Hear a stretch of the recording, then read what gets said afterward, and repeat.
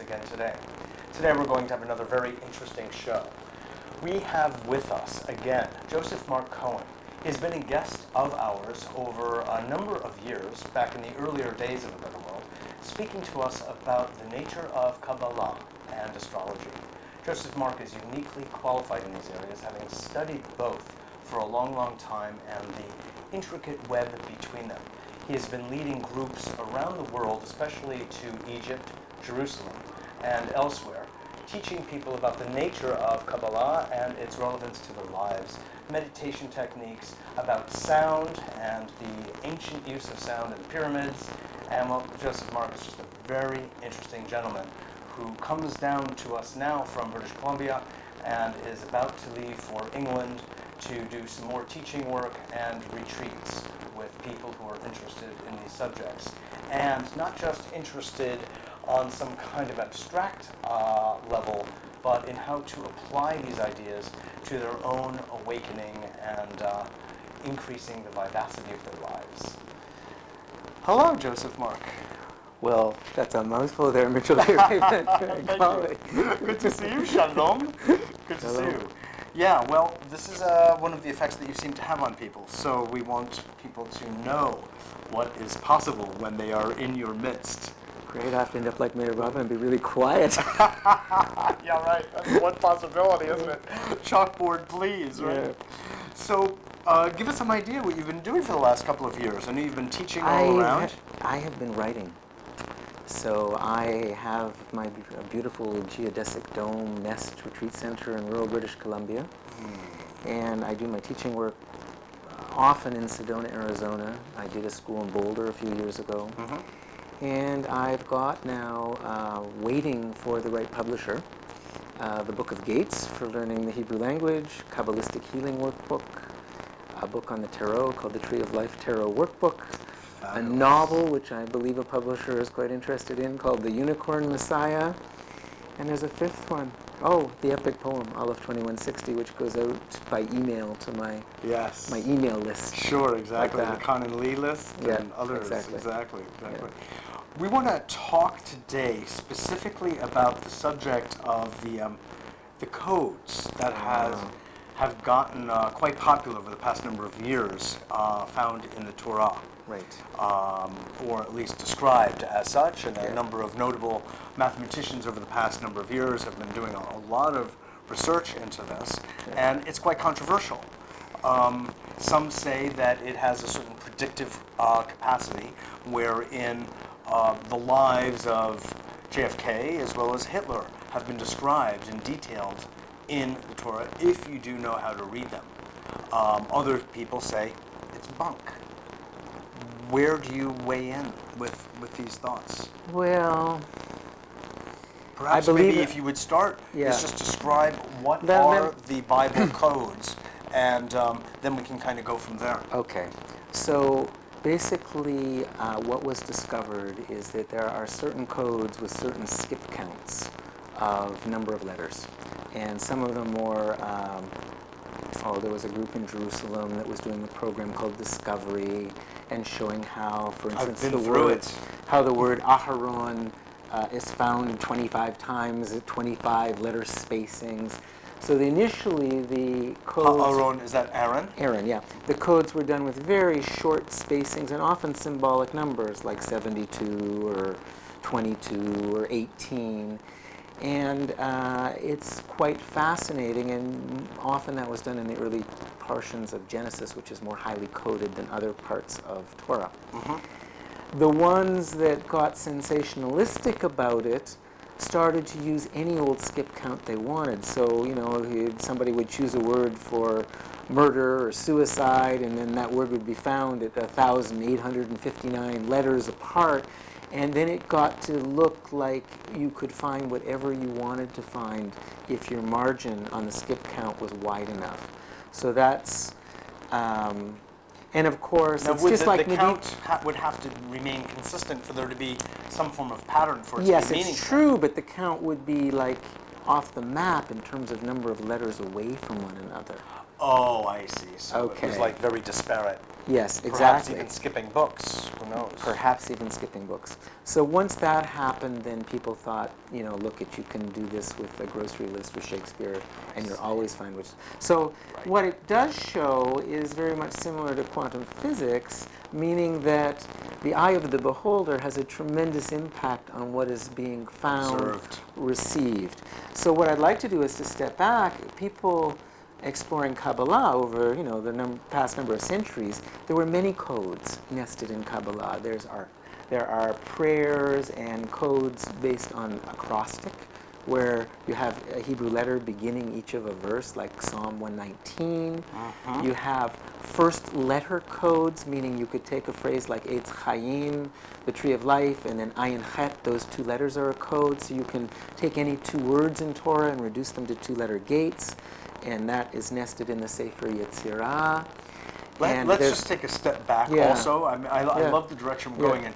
For those people who might not have seen you on the show or elsewhere, and because Kabbalah has become very popular and yet so few people actually know what it means, could you begin there before going into further depth? Sure. With Kabbalah, you have a sacred science, and you have mystical mathematics, and you have the science of sound vibration. The meaning of the word itself is? Every Hebrew word has a number value, has a sonic signal and frequency, and if you chanted it, you would create perhaps something that looks like a geometric form or a crop circle on a plate of sand. So it's basically like cymatics. Yes, exactly. So it's the vibration. science of how sound creates matter. Yes. And then the word Kabbalah itself means? It means to receive. To receive. And it has a number value of 137, just like Planck's constants in physics. That sort of thing. So there's a tremendous sacred science and cosmology nested in Kabbalah that has always been there long before the Torah codes ever popped into cultural awareness. Into pop knowledge, right. Now, also about Kabbalah, some say it originates with understanding of the Torah. Some say that it predates and is even pre-Jewish. What are your kind thoughts? of feel the latter these days. Do you? Yeah, I have often seen... Well, pre-Jewish is Egyptian, so it's not that far back. Oh, pre-Jewish can be Atlantean. Well, I was going to say pre-Egyptian is Atlantean. Yeah, so it's something that is likely a language of creation that is pre-formative to our creation here.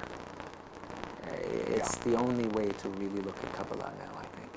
And therefore, for someone like myself, the crop circles rumored to be created by the Arcturians, to me that's a form of sacred geometry and also within the realm of Kabbalah. I don't have any problems with that. Yes, right. It's parallel and it's coming from some creative impulse. Yeah. And I've also seen in the New Age an extraordinary liberty taken with sacred text to fit it into a working paradigm, be it a Sumerian paradigm of Zechariah Sitchin or a New Age paradigm of ascension, because much of Kabbalah has been, Kabbalistic words like Adam Kadmon and Aliyah, they've all been adapted to an ascension model that came out of Mount Shasta a few years ago. Right. So people are borrowing and tugging from the body of Kabbalah and have been for many years. Yeah, and the Torah codes has, basically done that, but in a different way, looking at, significant events in history, mostly negative ones, and proving that they were, everything is foretold in one way or another in the Torah. That model would suggest that the Torah scripture is like a record of an Akashic record bank, but rather than going to a Swami and asking your question, you go to your computer and put in a skip count. Exactly. That's an interesting thing, and there are farther fetched things, it's considered, the book of the people. Right. So, in a sense, they say everyone's name is inscribed. It's true. Therefore, that part of it is not so far-fetched. It's the stretching of the count that dilutes the value. Absolutely. It's like, I wouldn't want to stretch my count further than 72 or maybe 111 or maximum 360. But No. after that, Yeah. it's getting.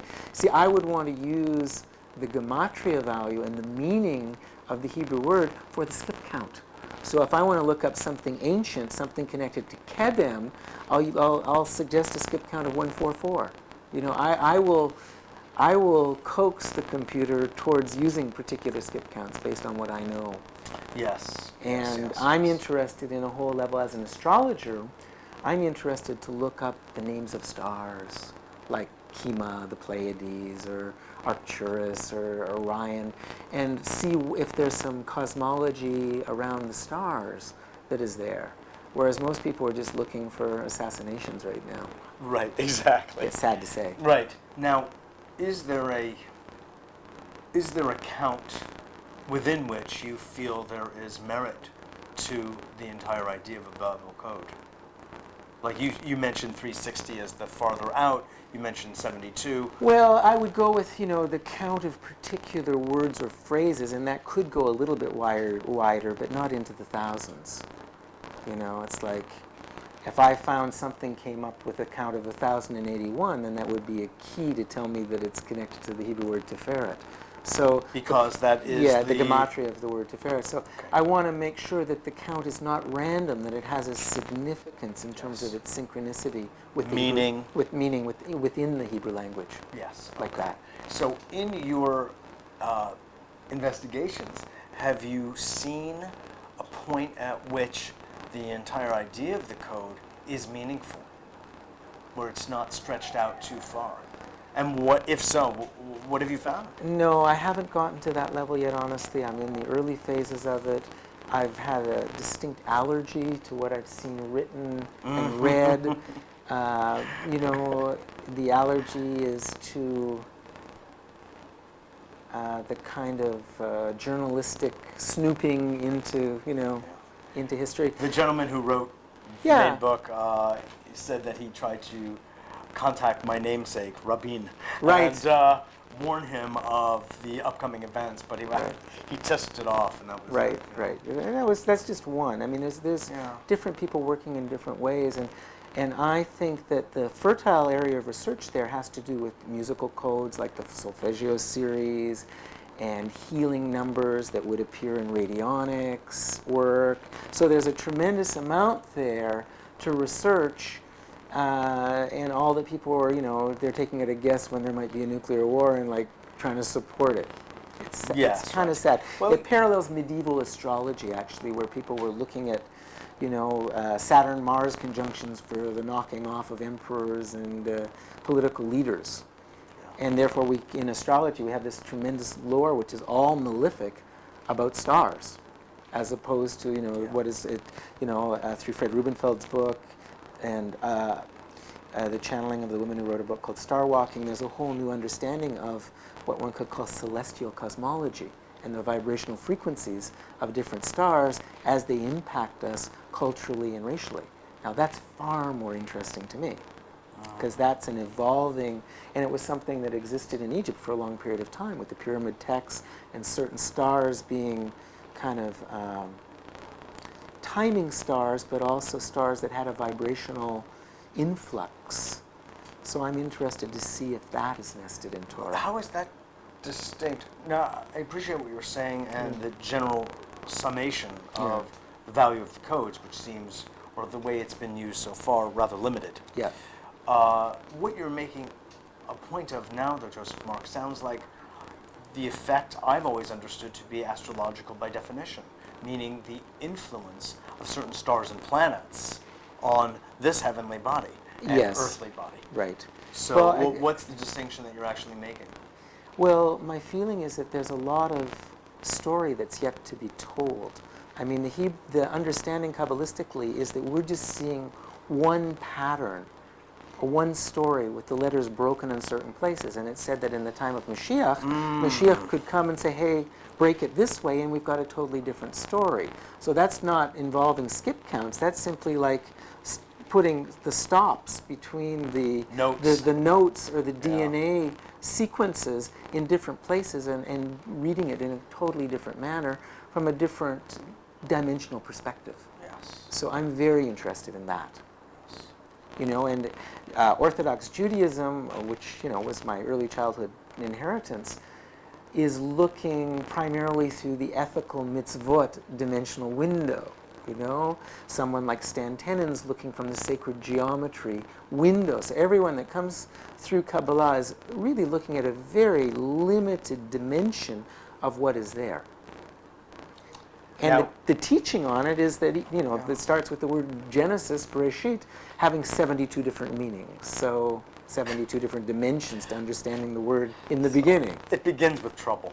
That's the point. I'm not sure it's trouble, but it certainly begins with an open aperture and the mind Yeah. not limiting and focusing on what it wants to see or what it's obsessed with or what its endemic fear pattern is. Right. In a sense, you're being given a warning, or any reader Yeah. or inquirer is given a warning from the beginning. There are at least 72 main filters through which you will regard Exactly. this phenomenon. Yeah. And we're telling you that there's a filter in place from the outset. Right. So upon entering this dimension, Yeah. you know that. Right. Which gives you the space, by the way, to always pull back and look from yet another filter, or perhaps, interestingly, from no filter at all. Right. And the people that are doing the Torah codes don't have a particular grasp of how to say it, Kabbalistic dimensional meaning of a word. So sometimes they're going for the wrong word in, you know, looking for a word for, you know, a murderer or this and that, and they're choosing the wrong Hebrew word. And oftentimes they're just taking English words and transliterating into Hebrew. And that's risky because nobody knows how to transliterate, so they're taking, like, you know, an English name like Kennedy. Well, how are you going to spell that in Hebrew? So it gets Is it very... a ka or a It gets Right. very, very, Sure. very dilute and, Oh, my.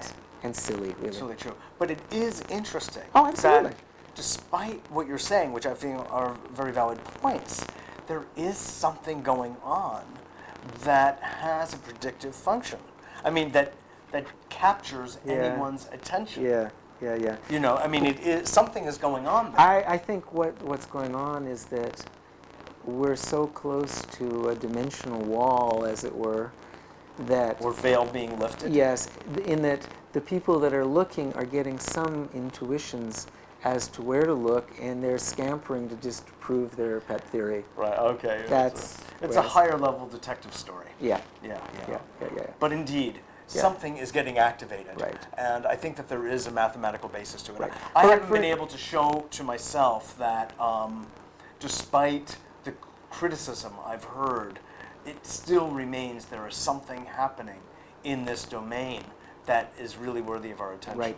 The difficulty is the same difficulty that we're dealing with in, you know, the understanding of a metaphysical text or a cosmological treatise or any coded document. For instance, the man who wrote Bible Code 2, he's wanting to go and do archaeology on a little tongue of land that goes out from Jordan into the Dead Sea, feeling like on that tongue of land will be buried an obelisk that is going to be the decoder of the human genetic code. Okay? Now, as a Kabbalist... And he goes there and he finds the I Ching coins. Yeah. No, I'm kidding. As a Kabbalist, that tongue of land is a lashon in Hebrew. So my understanding... Which means language. So it is the human language and the etymology which is going to show us where to go to find the hidden meaning of the human genetic code. So Ani maskim. I agree with he's you. going to look for some place physically. Good luck to him.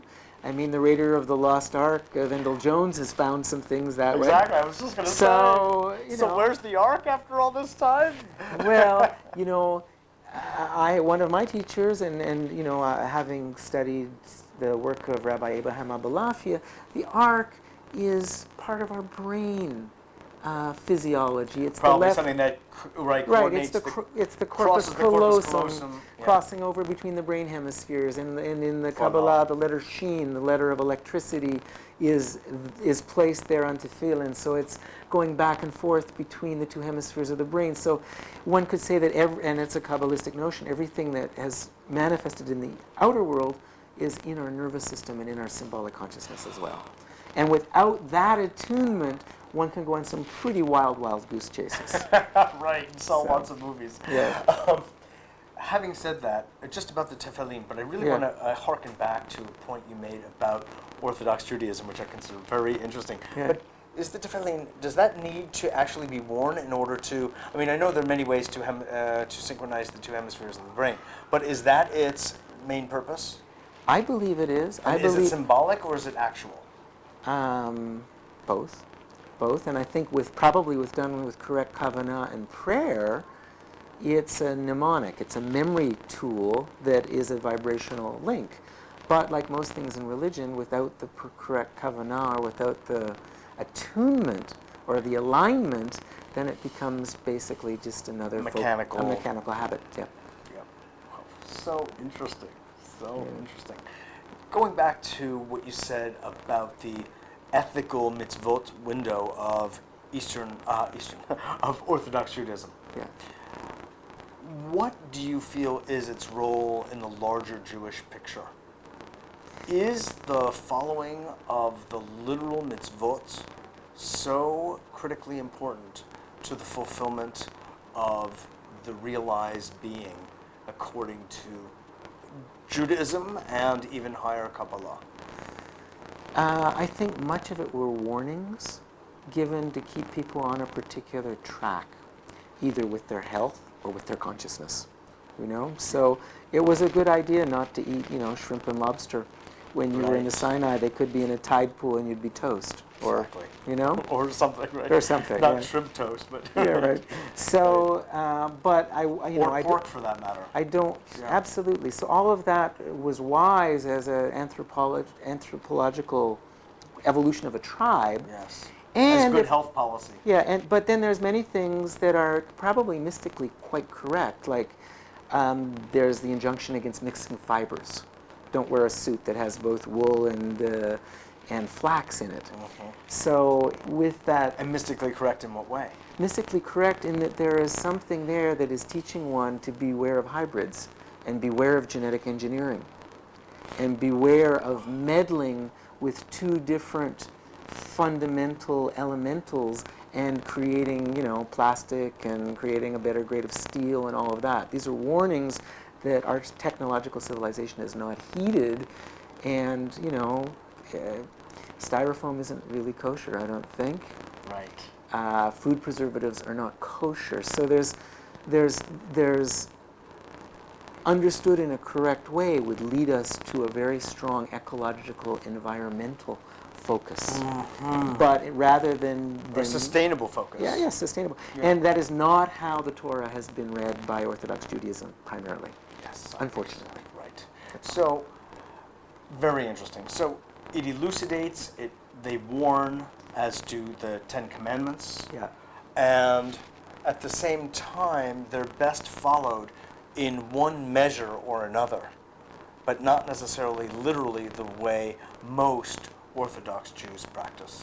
Well, I don't want to make a judgment against Orthodox Jews. I was one when I was younger. Right. Not a judgment, but I'm I in a feel sense that seeking to I feel that critique. yes, I feel That's that all. as the consciousness grows, the understanding of the use and the meaning also grows. Shows up. Yeah. Exactly. Yeah. Okay. I mean, some have said that the sternness, if you will, of the Ten Commandments is a result of dealing with a fairly officious people at the time. And I don't know if that's actually changed, but, the stiff-necked people needed a fairly strong kind of language. In the retreats that I would do on Shavuot in a Jewish renewal way, one would be looking to channel the original codes that came down that were probably cosmic law. Mm-hmm. And maybe very well be nested in a Torah code around the Ten Commandments. But you might have to look for it. Ben Bentoff was somebody who was working in that way, if you remember him. He was like really understanding Kabbalah from a physicist standpoint and looking at creation mythology, that sort of thing. So interesting. So much more to look Yeah. for than anyone's Yeah. ever begun to look in Yeah. Torah. Yeah. And from an astrological point of view, I know we only have another minute or two, Yeah. so this is going to be a real challenging question. What do you see as the increasing value and implication of the study of Kabbalah in this particular historical period? Oh, it's definitely the way for the universalization of an understanding of all spiritual traditions, because it gives it a mathematical, mystical formula that. So in my study of Kabbalah, I link Taoism and Kabbalah and The Christian Jing. mysticism and all of that, and hopefully in a very grounded way, with a fundamental harmonic. So, and I Yes. post those to my website. So if people Yes, want to yes, yes. read that, they can just go to www.treeoflifeschool.com and press the button, Sure. and they can read the newsletters that I come up with. And I think It's people so find it fascinating. Oh, it really is. Absolutely. I read them when you send them to Yeah, me. I yeah. really enjoy them a lot. Just Yeah. really well done. Yeah. And So in a sense, you're almost saying, just like it is said that Sufism is the heart of not just Islam, but of all religions, because it's not a religion itself at all, but just the vivifying quality of. Yeah.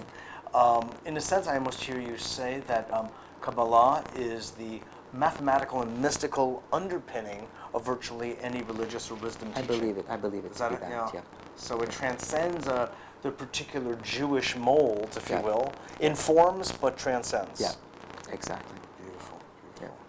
So interesting. I mean, you've just been such a model of this kind of work for a long time, and it's I'm really glad to see things converging further and further, where an entire world is becoming more coherent in your brain, and I'm glad that you're articulate. So the rest of us can kind of Right. share in that. Right. It's really Well, look, I'll send you as soon as I make some major discovery in the Torah codes. I'll send it to you. Mitchell. wonderful, very good. But just keep the Yeah. intervals small, Yeah. Joseph Mark. Okay. great. Will do.